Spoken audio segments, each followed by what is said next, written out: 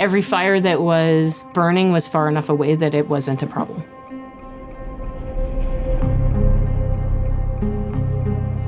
I didn't think it would even reach us.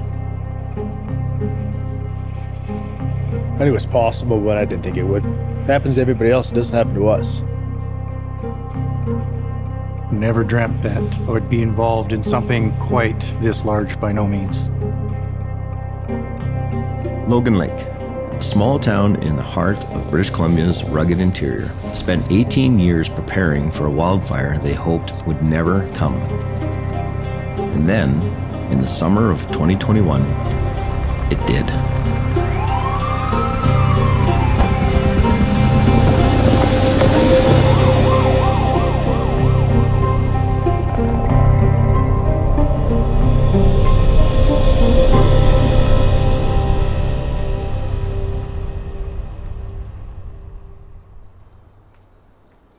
My name is Garnet Muro, and I'm a professional forester working for the Logan Lake Community Forest and the District of Logan Lake. Built in 1971 as a mining town, Logan Lake is a quiet community nestled in the heavily forested Highland Valley. Friendly and inviting, the town is a popular destination for fishing and outdoor enthusiasts. Driven by the threat of wildfires in the region, the town set out on a path to become more fire resilient. In the process, they became early pioneers in what is now known as the FireSmart program. FireSmart is the way everyone in BC can build their wildfire resiliency, so the way they can take steps to protect themselves, their homes, their neighborhoods, and their communities. We can't all get in a truck and go fight a wildfire or fly a plane or drop retardant, but we all can do something to build our resiliency, and FireSmart's that. It's the way that each of us can access a program that protects ourselves, our neighborhoods, our communities from wildfire. My name is Kelly Johnston. I've been working in the wildfire field for just over 30 years. We joke about it, but we call him the father of FireSmart in Canada. He really is one of the reasons why FireSmart is so successful in BC, why it's a national program. I mainly advise communities, governments on how to increase the resiliency of their community to wildfire. I think Kelly would be the first person to tell you that if we continue down this road that we do with pushing community wildfire resiliency, then we can actually solve this wildfire disaster problem. FireSmart Canada started in the mid-90s. Logan Lake was one of the, we like to call them the early adopters. At the time, the mayor, Ella Brown, was very keen on seeing her community become fire resilient. What inspired the first activities in Logan Lake was fear. The summer of 2003 was incredibly bad for fires. That summer was really hot, and the fires were burning like people had never seen before. Particularly the Strawberry Hill fire was of great concern to Logan Lake. In Logan Lake, we're a small community on top of this beautiful hill surrounded by forest. Logan Lake is a recreational community, and it has many paths leading to lakes and people coming in from Tunqua Lake by motorcycle or ATV, and their exhaust systems were starting small fires. And we realized that we were at risk and decided that we really needed to do something to protect our community from fire. She received the help from a gentleman named Tom Lacey with the BC Wildfire Service and his expertise. It was challenging creating the plan. There was resistance within the community. There was resistance on a provincial political level. There was resistance within council itself. You would think that the mayor has a lot of power to do whatever they want, and they don't. The only way to get things done is by working together with your council members, who are also elected, and trying to create common visions to move projects forward. We had to find a way to educate everybody, and in doing so, the people that we needed to educate became part of the team members. Dan was on board day one that he came into the community. My name is Dan Layton. I'm a retired fire chief from Logan Lake. Part of my job was to find a way of making Logan Lake FireSmart. He was a quiet leader in the community, and he came along right at the right time and did an amazing job getting the plan implemented and the firefighters taught to the degree that should Logan Lake ever be tested by fire, they knew what to do. One of the questions that I get asked the most in the spring is, what's fire season gonna be like? It's an impossible question to answer, and so I made up my own answer for it now. And now when people ask me, what's fire season gonna be like? I say it doesn't matter. There's going to be one. People will be evacuated. Homes will be impacted. We are going to have a fire season. 2021 was shaping up to be a very challenging season, very hot, very dry. But for us, for the FireSmart program, it doesn't matter. You have to be prepared regardless of what the forecast looks like.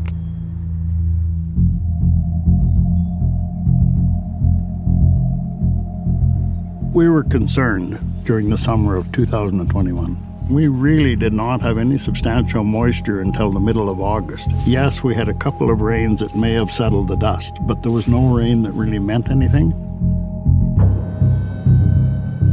And then we had temperatures in that period that broke records.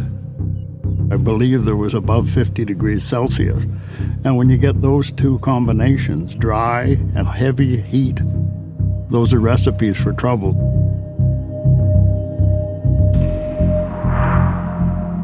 In late June of 2021, a heat dome covered the west coast of North America.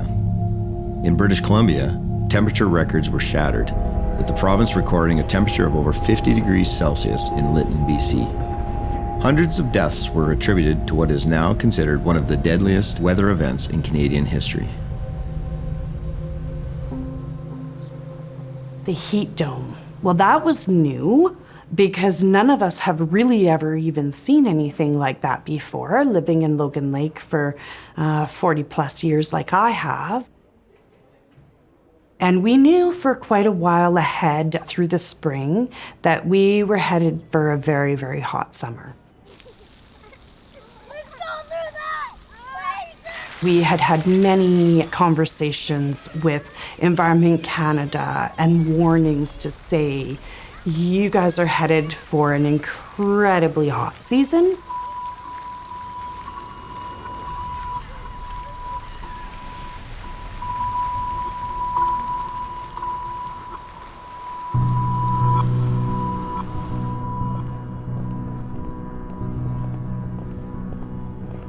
My name is Jennifer Rice. I am the MLA for North Coast and BC's Parliamentary Secretary for Emergency Preparedness.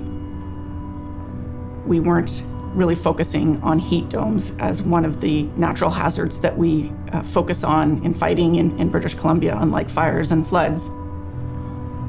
But certainly when we experienced the heat dome, the increase of wildfire was a huge potential, and we saw some examples of, wildfires that were related to the heat dome, and that's really concerning. Our fire season started in June. We've had 5 years with 3 of the worst firefighting seasons in the history of the province, with devastating fires, and it would just kept going. We had over 4,000 personnel working on the fires last year. I think it just goes to show that we need to keep preparing and adapting for a changing climate.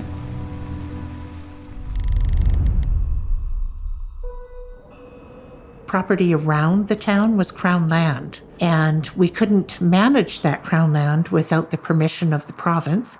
So we applied for a community forest, creating more jobs and opportunities and ability to FireSmart as well in that Crown land. The FireSmart Youth Program started in 2003 as a way to complete the wildfire risk reduction work around Logan Lake while providing employment and forest skills to youth. This popular program continues to this day.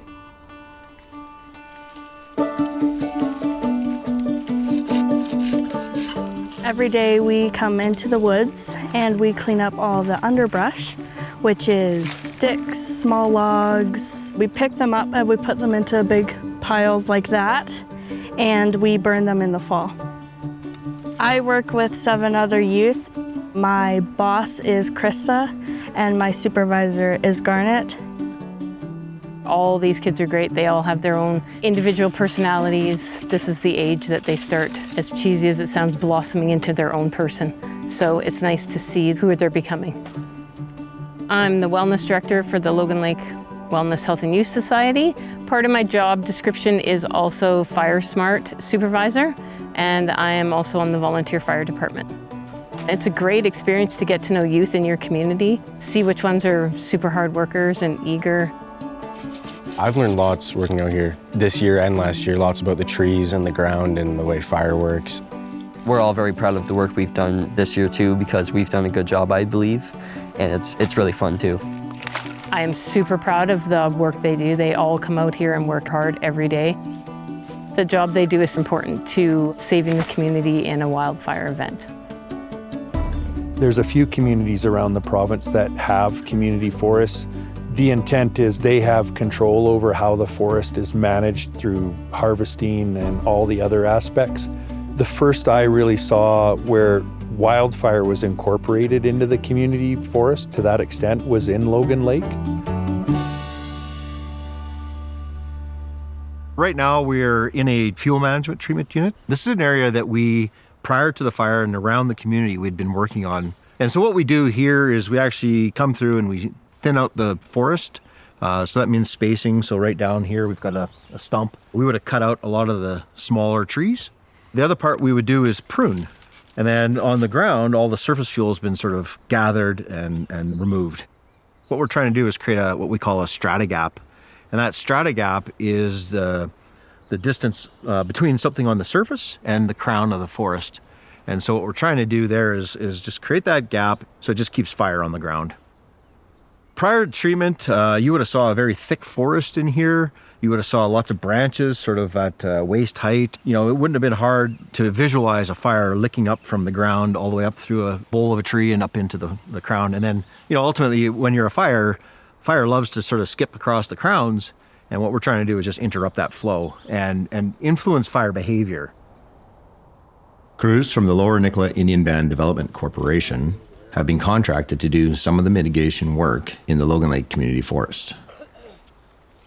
The area that we are working in is called the Wildland Urban Interface, which is defined as a 2-kilometer buffer around the edge of communities.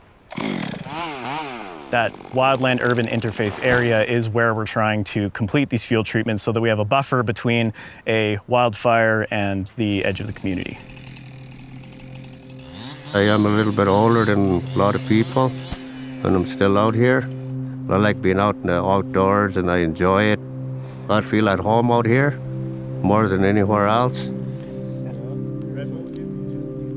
One aspect of the work that we do and that we're trained to do as foresters is to balance multiple resource values. So in this case, that's why we're just doing a light understory hand treatment that also preserves wildlife habitat. We're minimizing impact to recreation trails. We're managing for water use and water quality and soil erosion with these treatments. We've really considered a holistic view on how we can accomplish the primary objective, which is wildfire risk reduction, with all the other objectives we have on site, which is managing for those multiple values. What I'm doing out here, it's not only just for today, it's for tomorrow, right? We're all about tomorrow. This year saves communities, saves pristine land. You know, we lost a lot of country, a lot of fishing, a lot of habitat. We got to do everything we can to save what we have left. Once we open it up like this, it invites more people to walk this, to sample this, to love it. Then they understand why we care about it so much.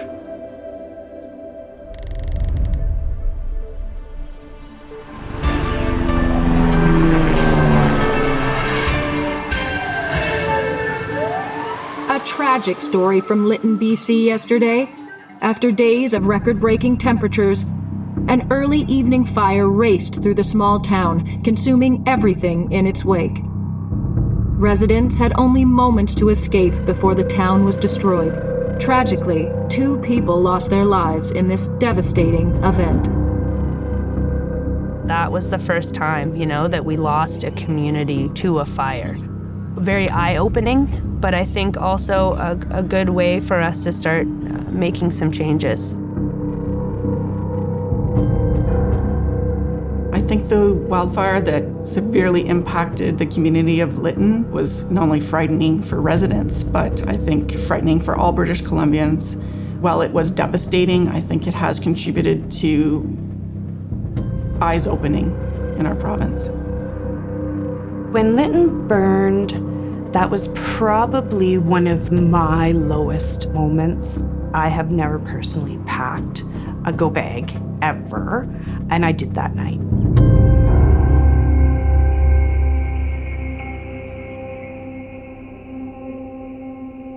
It really opened a lot of people's eyes to say, this can be any one of us at any time. We need to be proactive, and we need to look after ourselves, and we need to be prepared.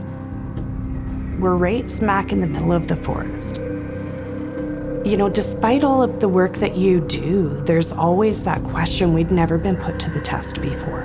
And so you always wonder, are we really going to stand that test when the time comes? And nobody really knew. As the Kamloops Fire Center dealt with several major fires, the Tremont Creek Fire was discovered on July 12th near Ashcroft, BC, over 50 kilometers away from Logan Lake.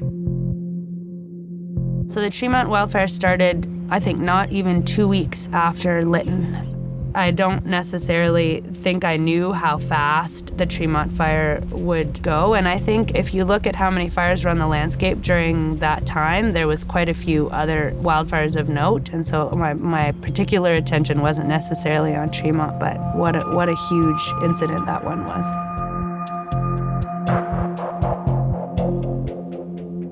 My name's Hugh Murdoch. I'm a wildfire officer situated at the Kamloops Fire Center, and in the summer months I'm often leading one of 6 incident management teams.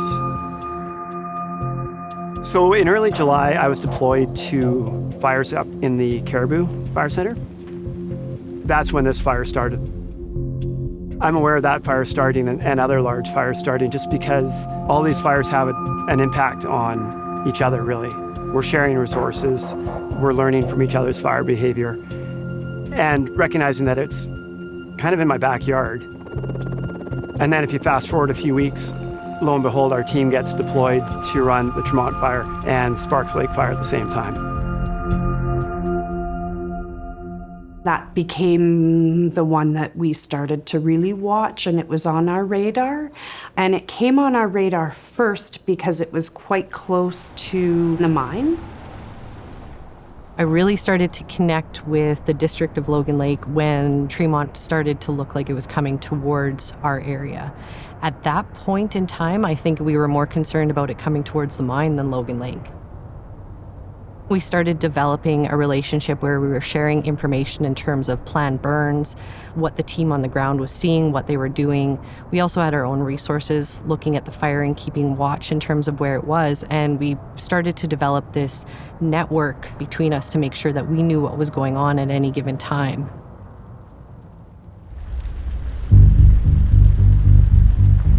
The principles of fighting a fire. Simply put, there's 3 things that a fire needs to burn. There has to be something to burn. We call that the fuel.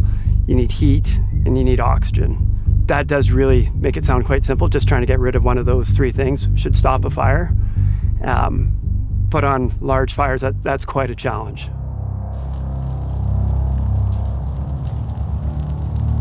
So when a fire spreads through the forest, from a purely mechanical perspective, it spreads from one point of ignition to another. It burns a piece of vegetation, and the heat transfer from that piece of vegetation ignites a neighboring piece of vegetation, and so on and so on. And it does that horizontally and vertically. The fire will produce embers, which will blow in the wind and spot ahead of the fire and ignite vegetation or homes ahead of the fire. Typically, if we see fire in grasslands, it burns at a very high rate of spread, but a lower intensity. In the forest, it typically burns at a lower rate of spread, but at a much higher intensity. In some of the fires we saw in 2021, we were seeing fires that were not only burning at very high intensities, but very high rates of spread because of them being driven by wind. Those rates of spread can reach speeds that can exceed a typical highway speed in a vehicle, and definitely faster than a human being can run.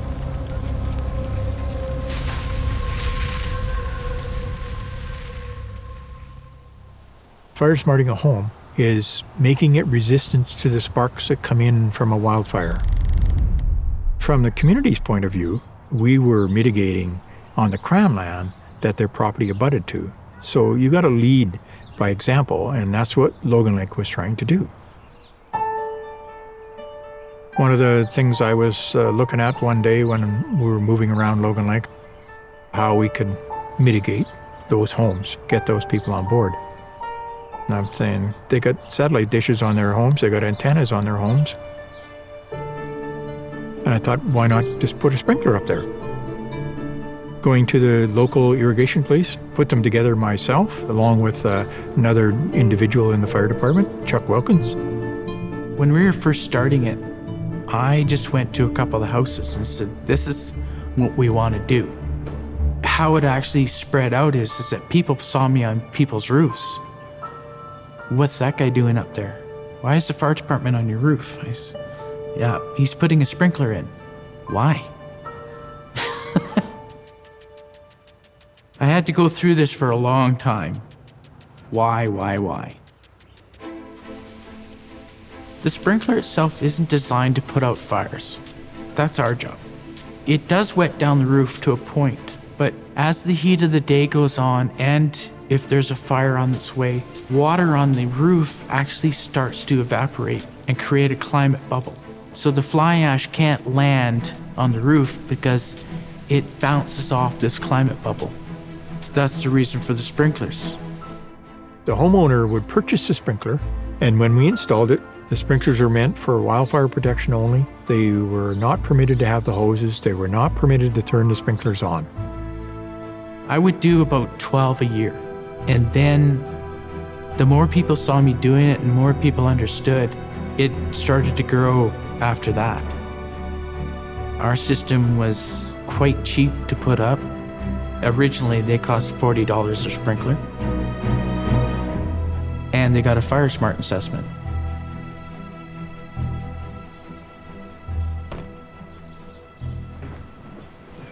Hey Doug, how's it going?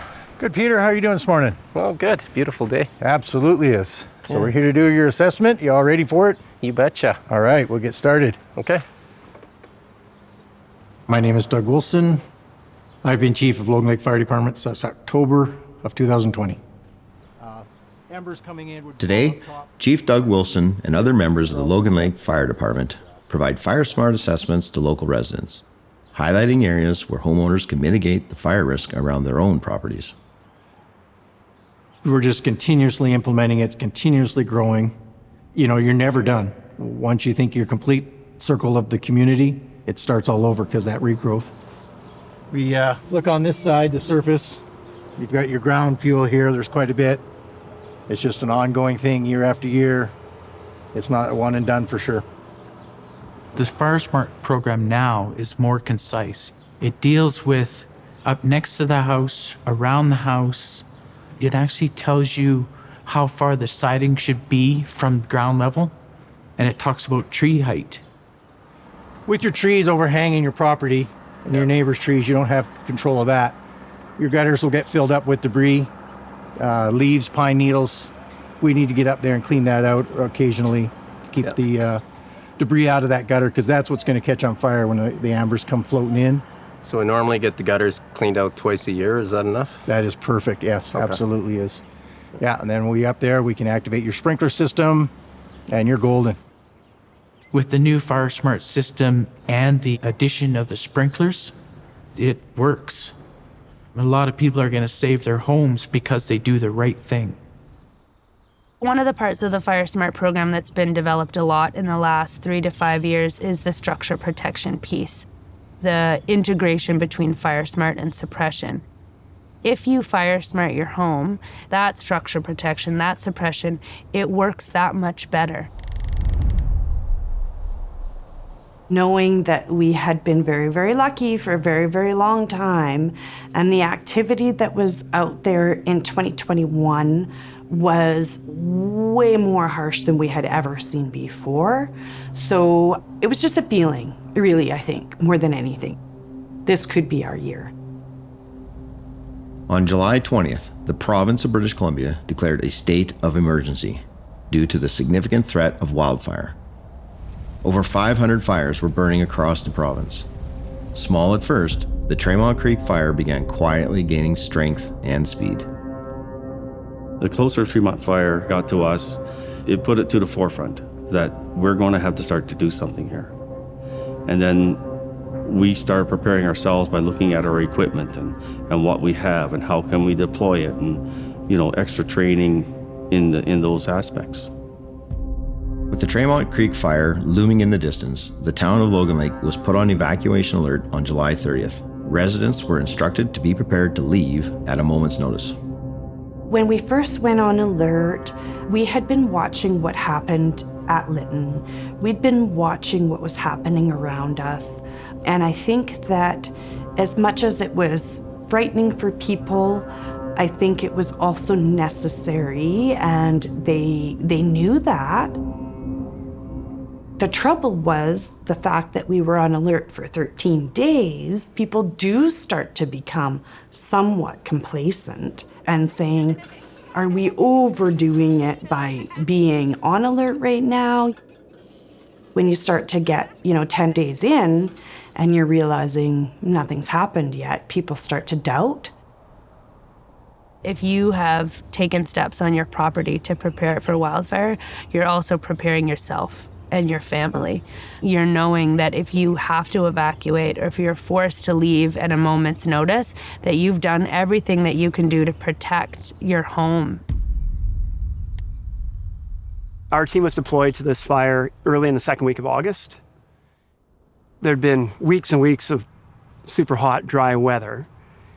The winds are predominantly out of the southwest in that area, but there was a wind shift forecasted to switch, which would take the fire and push it right past Tunkville Lake and right in towards the community of Logan Lake.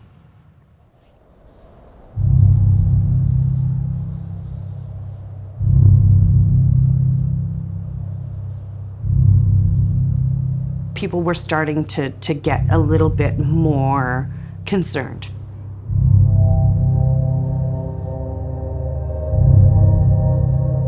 I would go outside and I would sort of say, what does the smoke look like today? And I would walk to the end of my driveway and see where the smoke was coming from. I went up to the fire hall and we took a drive out on the Tunkville Lake Road. And we got as far as Ware Lake. And when I looked and saw the Ware Lake sign and saw that the fire was indeed on that side of the road now, we knew at that point that it wasn't good. My name's Jean Finlay. We lived in Kamloops for almost 35 years and raised our kids, and then we always dreamt of having a little piece of property, and we found this place. We're located in what is referred to in Logan Lake as the acreages. When I got the text that we were probably going to get evacuated at lunchtime, I just started scrambling. So I came outside, my husband was working outside with his hoses and everything, doing sprinkling, and he's like, no. And I said, yeah, it's coming quickly. And I said, I think we're going to be evacuated. And both of us were like, well, what do we do? Like, it's you think you're prepared, but you're not prepared. The community of Logan Lake and surrounding areas had been under an evacuation alert for a number of weeks already. And it was on about our 4th or 5th day of deployment that we put the evacuation order in place for the community of Logan Lake.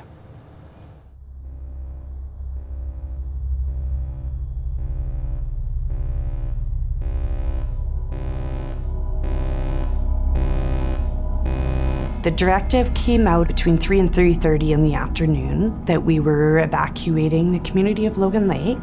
Folks had to be out of their homes by 6 o'clock. We knew this was coming. So we figured, okay, we have time.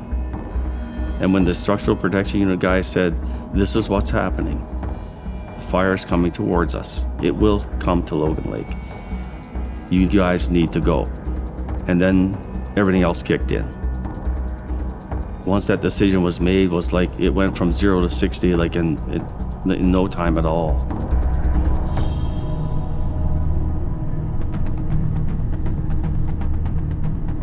We're sitting in the Emergency Operations Center and we're looking around at a handful of people.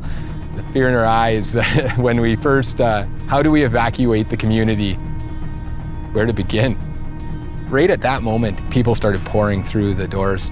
I remember racing down to the Public Works Department. I knew I had a large map of the community on my wall in sections, and I tore it off the wall to the point where drywall was sticking to the back of it, and raced back up there, and we pieced it out on a massive table there so we can start circling it so that everyone can fit around it. Okay, now we gotta go door to door.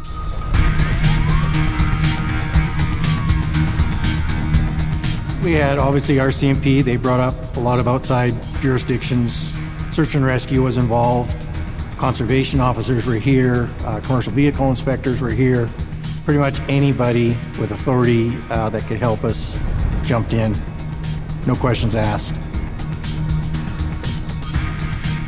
We had a lot of help. Every door was knocked on. When we were on alert, the fire was a long ways off. Okay, when we went on order, that's when it became more personal to me. We're gonna have to protect their homes and property and pets even in some cases and that, and I know all these people. So our main priority was to get everybody out of town. It went fast. It did seem chaotic, but controlled at the same time. When we got the evacuation, I had to be concerned about the kids and not think about my family. I had to make sure all those kids left and their parents picked them up. It was crazy being concerned about about other people's kids and not my own that were still here. Sorry.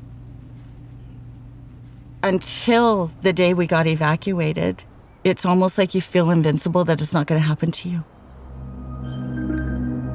I'd left a little bit later than what a lot of people did. It was desolate already. It was just bizarre. There was nobody around. Police cars parked on the corners.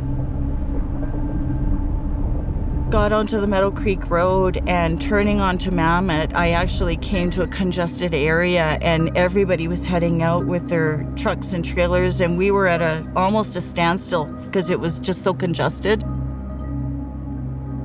You could see the look and the disbelief in people's eyes when they were in their vehicles. Everybody just looked panicked. At that point, we didn't know if our town was going to burn down. We didn't know that.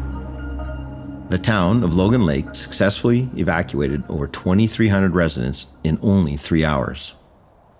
I think that the community of Logan Lake as a whole took the evacuation seriously, and I think they made much of their time when they were under alert to take sort of necessary precautions and steps to minimize the impacts on their personal land. I thought the residents did an incredible job. I thought they were very respectful, they were reasonable, they did what they were supposed to do, and I was very, very proud of our little community actually at that time. Once the town was empty, we kind of felt alone. It was strange, very eerie. It felt like a war zone. You would drive around and the only thing you would see was emergency vehicles slowly driving around town with their lights on, and the most eerie feeling you could ever imagine, preparing for that kind of an event and knowing there's nobody else here. We're it. This is all. So what we can do is what we can do right now. Yeah, that Thursday night was quite a different night, as we were driving around till way past midnight, turning on and off sprinklers, and just nobody. quite a different atmosphere. We arrived at the hall Thursday night. We were told to go home and get some sleep, and we'd be coming back Friday for a busy Friday.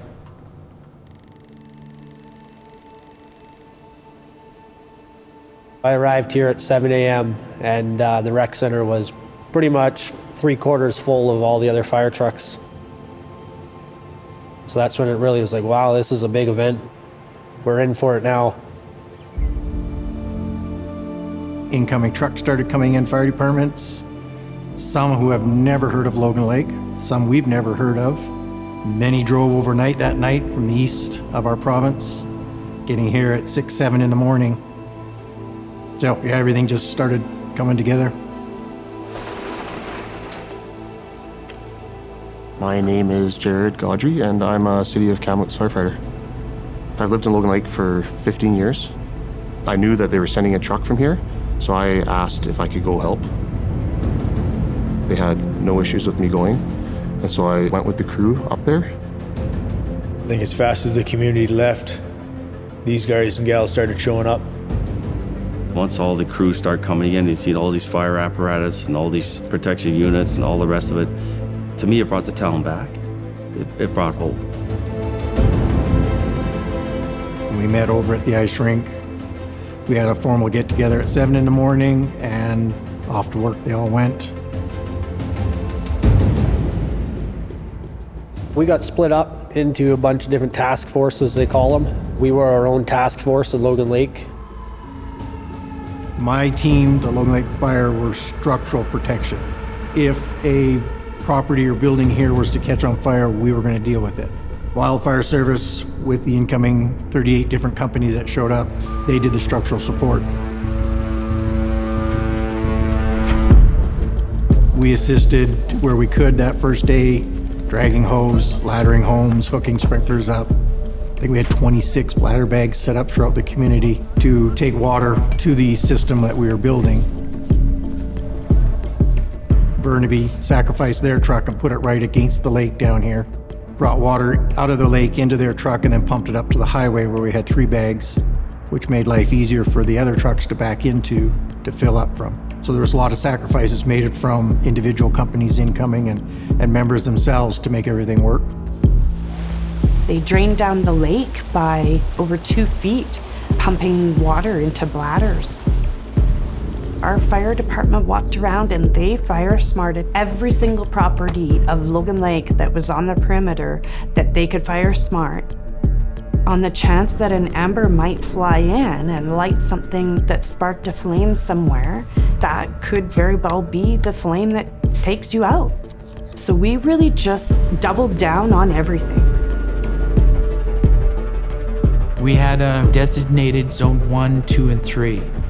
Zone 1 is ground zero for the fire. Zone 2 is slightly off to one side where they thought it was going to go. And then Zone 3 was the very edge of where the fire might have went.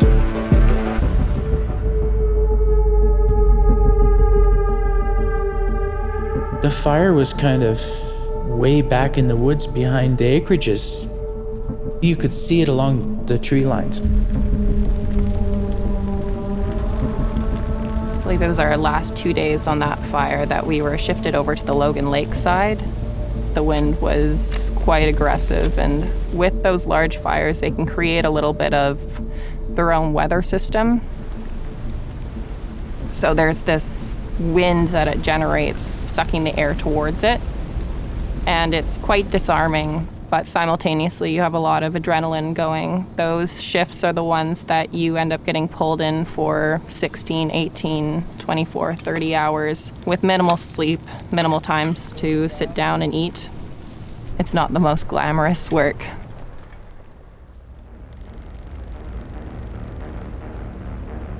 The second day, things changed. We realized that the food wasn't being adequately supplied for the work that was being put out for the members here 12 hours a day. I received a phone call from our local grocer, the manager. Mario called me and said, hey, I'm at the checkpoint, they won't let me in. I have a key to the grocery store. Just use anything you want because we're gonna lose everything in there anyway. So I rushed out there, met him, got his key. I I immediately came back, went over there, had a look around to see what was going, what wasn't going. Using food from the grocery store, volunteers, including spouses of firefighters, district staff, and council members, took over the cafe kitchen and prepared meals for crews. The individual here, Dave Morrison, that runs our Petrocan gas station, came in and opened up the gas station to be sure that the trucks had the fuel they needed. And he came in every day to make sure it was operational, that people got what they needed. He also gave away all the water, Gatorade, till he ran out with his stuff. That was definitely not part of the plan. It just kind of fell in place. So the community support with our different commercial businesses in town here really came together to make a lot of this happen. As the Tremont Creek Wildfire rolled towards Logan Lake, local ranches were left directly in its path. You really feel for those ranchers. You could tell that they had been through a couple of very hard days. The ranchers, they experienced a lot of loss.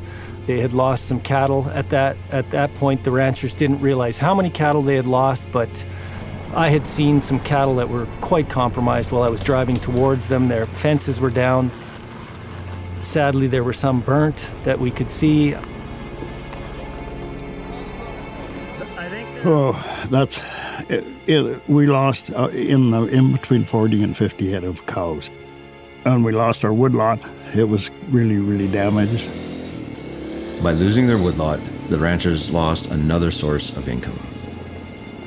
It's just really, really tough to stomach looking at those girls that are out there making your living for you, and then they're burned because of a big monster wildfire. In the early afternoon hours, I was touring the fire with some of the ranching community, not really close to Logan Lake. We'd been on the ground quite a bit looking at the fire behavior and discussing tactics. We got up in the air and were able to do a circuit. And I'll vividly remember, having to fly wider and wider around this large column that's forming. And then finally we get around it, and you see how close the fire is getting to Logan Lake. And we're flying closer and closer to Logan Lake. We're basically over top of it. And looking down at these cul-de-sacs, and in each cul-de-sac you'd see different firefighting equipment, and thinking, wow, they look so small. And in my mind, all I could think was that this is either going to be a great day for Logan Lake or a horrible day. Then we narrowed it down to Saturday afternoon that it was definitely going to come in on us.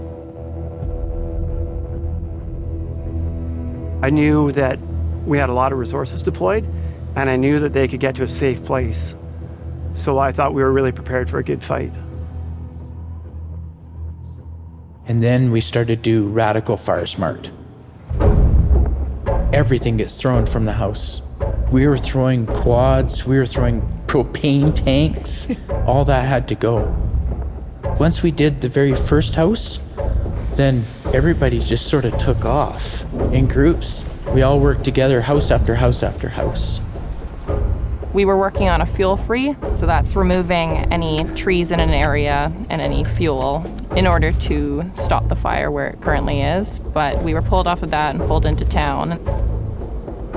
So we got pulled off our original objective, went to Logan Lake, and it was just trying to stay calm, cool, collected, get your thought process through.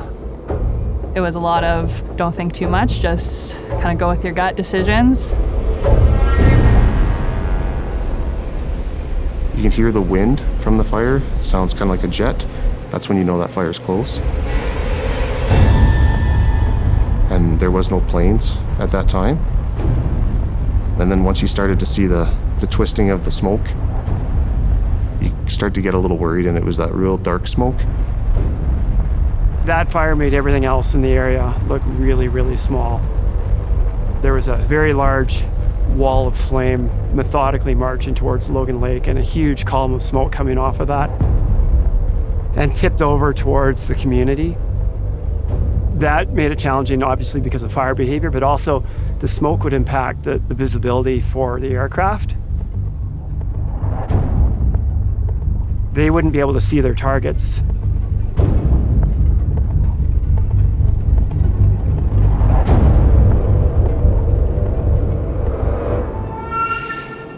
Then all of a sudden the power went out. And we were down towards the acreage and we could see it rolling in us. The gray, dirty, black smoke coming. And then it got close enough we could see the flames. And we knew it was definitely coming in.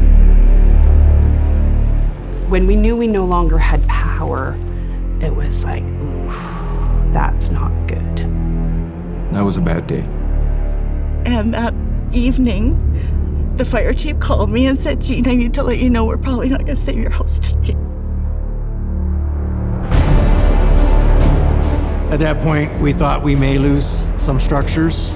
We just didn't know what. We weren't willing to just roll over and walk away. I had run out of things that I could do. I didn't know what to do next, so I just jumped in with the fire chief and tried to help out on the fire line as best I could. There was a point where I thought we were losing houses down in the acreages and on Breccia. You know, and that's members of the fire department, people that I know, people that work at the district. Yeah, it was really bad. Got crazy there for a bit, seeing the fire come in. We were up on one of the streets looking down towards the acreages, and we were sure the acreages were gone. We get a call on the radio for everyone to go back to the rec center for a meeting, and that's when it really 100% became real. They're like, it's coming. It's only a matter of time now. Being called back is when I thought the town was gone. I thought they were getting us all out. Because it was, I mean, the fire's right there and you're calling us back. I wish I would have taken pictures, but we came around and there was more equipment. I'm just like, holy geez, we're going to war. This is nuts. They gave us our marching orders and everybody dispersed. Dozers, water trucks, and everything, crews going everywhere. It was just very impressive to see how organized it was and how these people came to save our community. Yeah, we were told to go to Breccia by the fire boss. He met us there. And he pointed at 3 houses and said, these 3 houses need to be protected. These are the 3 that are in danger. And of course, the middle house was my house. And we created a fire break line down there. All of our members were down there digging the fire line. They lit off a back burn and hundreds of feet of tree line blew up in flames. And we thought, holy smokes, is that the fire? And no, it's just a back burn. We were in the community and watching this fire advance on us and knowing that we were doing as much as we could do, but the force of that fire was significant. And I had one person come up to me and ask me at what point we should leave. And I didn't have an answer for them. I didn't know at what point you leave during an event like that. Finally, the wind that had been pushing the fire directly towards Logan Lake shifted. The wind had been pushing that fire right toward Logan Lake for a number of hours. You know, that wind shift was within half an hour or less of the fire literally knocking on the doors of Logan Lake. You could feel the wind, it shifted, and you could watch the smoke. When that first plane went overhead at Jean's house, I was pretty happy.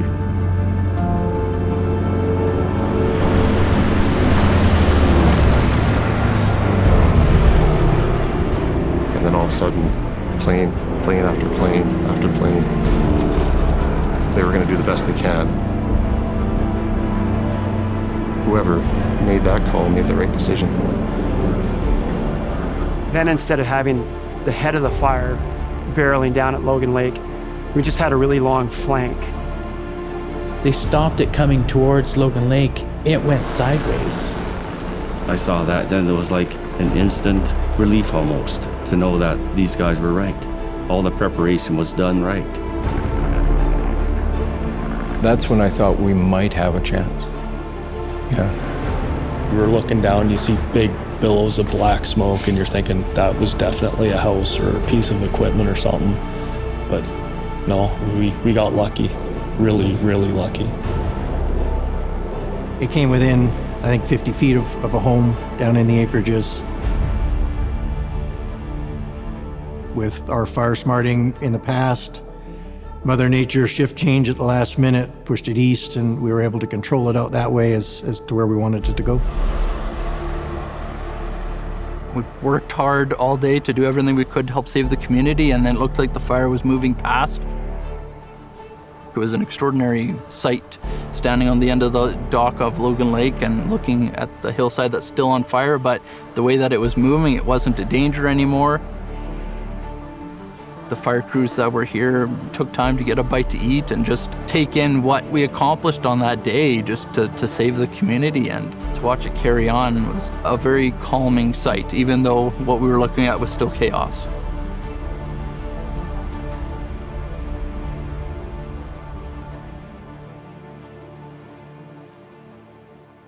It was the next day, I get this text from an unknown number.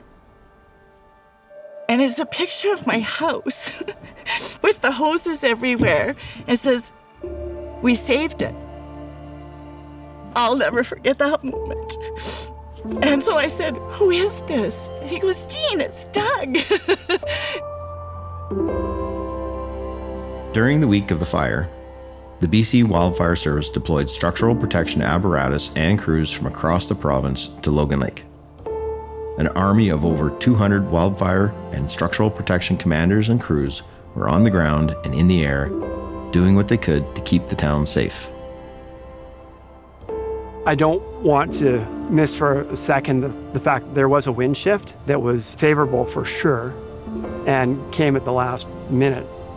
I guess what I would say is that it was a perfect combination of so many different efforts that were taking place right then and the days before, and then also, of course, the efforts that had gone into the fire smarting of the community for years prior to. You know, there was heavy equipment pushing in machine guard. There was helicopters and air tankers working from the air. And then the ground crews, they're running hoses and doing ignitions on the ground. And they're all working on the same piece of ground, and it was ground that had been treated for FireSmart reasons. Those air resources are far more effective on that ground because there's less fuel to intercept the retardant in the water. The heavy equipment, the bulldozers and whatnot that are pushing in guard were way faster because there's fewer trees in the way. Every community is different. They'll have their own uniquenesses, but I think Logan Lake's FireSmart model is a great model for communities. We're only about 200 meters from the nearest house of Logan Lake. Because it was treated, it was an easier decision for the incident command team to make, in the sense that they knew that it was safe for their crews. They had good visuals. You can see through here for a long ways. And that's a big factor when you're, under time constraints and things are happening fast. You have to make quick decisions. One of the ways that we measure success for our treatments is to really look at after fire what was left. And one of the things that really surprised me is when you get down here and you look at around our stumps, we still have lots of this. This is our fine fuels. These little sticks and twigs. And in some cases, there's patches of grass that didn't burn. So the fact that the whole thing didn't get consumed in the fire after that severe drought is a real good measure of success.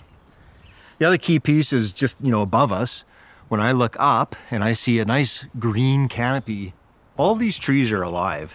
And we're really predicting like 95% of these trees are gonna live, survive the fire, because they had a nice light underburn, which is kind of what nature would have done in the first place. So it's an all-around positive thing. And now we're in an area here that was untreated, and it's important to note that we're only about, say, 100 meters from the last area that was treated. And the first thing you'll see is the fire behavior was significantly different here. The fire has gone up into the crown. All of the crown above us is gone. Surface fuel loading, well, it was pretty high, and there really isn't much on the ground anymore. You have some large diameter woody material here, but ultimately those smaller pieces that are like pencil size, they've just gone, they're disappeared. And then of course the duff layer itself, which is, that organic layer just above the ground, it's more or less consumed as well in the fire. So you have this thin layer of ash on top of dirt. And I think what's important for context is to understand that this is the level of impact that we call high to extreme burn severity. And this goes for another 10 kilometers or so in the whole watershed. So it's a pretty significant impact when you think about the land base and all the other values that go with it. What we're starting to be able to communicate to the public, and it's something that we hear from our structure protection specialists, or those folks that are out there actually putting sprinklers up on houses, is that if you fire smart your home, their resources, that structure protection, that suppression, it works that much better. So if they're driving down a neighborhood and they're deciding which houses they're going to protect, they're going to pick the FireSmart ones because they have a much higher likelihood of survival. And so FireSmart doesn't just protect your home, it protects the first responders that are out there trying to put out the wildfire and protect your property, but it also makes it more likely that the suppression will work.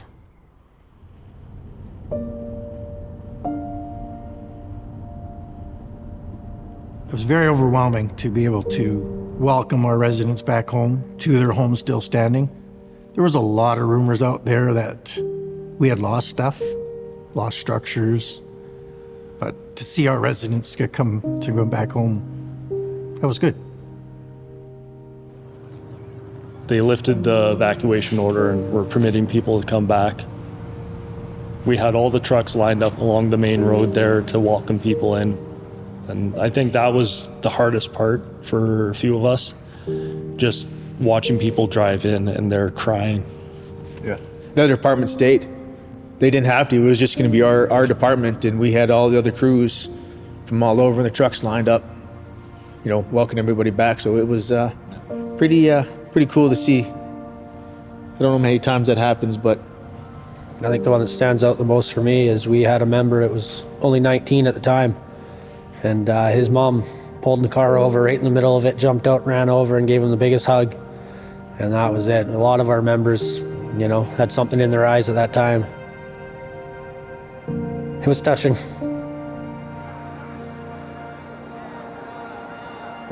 People were coming home crying, seeing them all out there. And even my wife, overwhelmed that many people cared, And the town did come together. There's no doubt about that. It's like a big family here, Our house was about 200 yards from the fire. The sprinkler system that they'd put on the roof had obviously saved our house. We drove up to the house and I said, "Hello, house, I'm so glad you're still here." We were a pretty tightly knit group. We got even tighter during the fires, spending all day, all night with each other. We've taken on 9 new people since the fire. The senior people now are guiding these new people. It has brought new life to us. we all have our different reasons for why we joined, but I think the common goal at the end, to keep people safe. We had crews working on that fire for weeks. After people returned to Logan Lake, our crews just get redeployed to other fires throughout the province. I'm happy to see that we've had a win after we've had, a number of losses in communities. And the more we move forward with fires occurring across the landscape, we're going to see more tests. You can't drop your guard because a fire's gone through. You're right, we only have one side of the town that was on fire. And there's a lot more woods out there and a lot more fuel for us. So we have to keep up with everything we do, FireSmart especially. It's just as dangerous as it was before.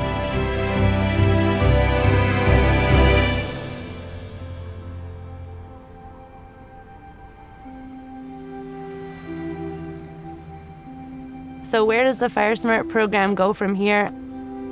I'm so encouraged by the growth that we've had just in the last 2 years. There's 26 regional districts in the province and 210 First Nations, and my goal in the next 2 years is to have a FireSmart program in all of those places.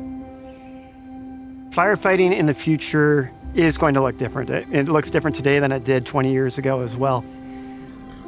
The people of British Columbia have to accept that wildfire is going to be part of the fabric of our communities and our province as a whole. We can't just wait for government to protect us from wildfires. We all have a responsibility to do our part to ensure that we are doing what we can to prevent wildfires as well. Logan Lake has a special place in my heart just because it was the first FireSmart community in Canada, not just in BC. But I think for me, why I love Logan Lake so much is because they went all in. They've been doing it for decades. Their fire departments are involved, their government's involved, their citizens are involved. It's really been a large-scale effort and something that they've committed to in the long term. Change doesn't happen overnight. You can't say, I'm gonna have a FireSmart neighborhood and within a week it's FireSmart. It's a commitment, and Logan Lake made that commitment, and that's why we still have it there today.